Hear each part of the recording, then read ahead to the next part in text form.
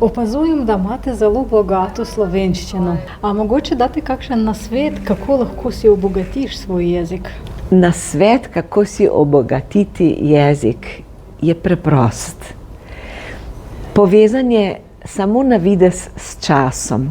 Ljudje pravijo, nimam časa, da bi se umiril, nimam časa, da bi kaj v miru prebral.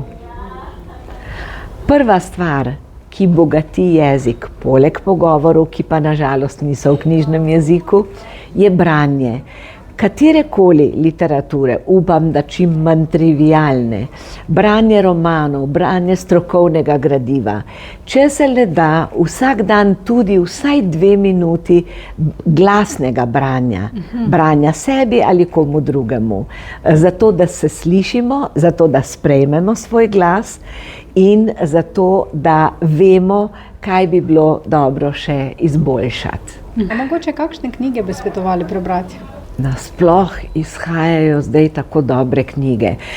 Zelo preprosto bi rekla, brati vse nagrajene knjige, veste, da je nagrad veliko od slovenskih do Nobelovih in vse, kar je vmes, druge, recimo Gonkurjeva in tako naprej.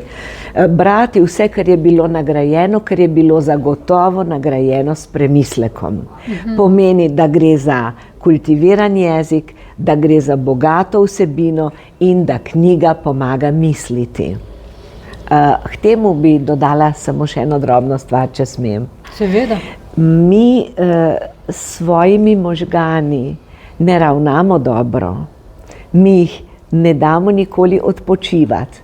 Mi od njih zahtevamo isto kot od računalnika. Zdaj se moram tega spomniti, zdaj moram dobiti ta podatek, zdaj moram to in to napisati. To ni prav. Možgane je treba odpočivati, zato da postanejo bolj dojemljivi za nova in nova znanja.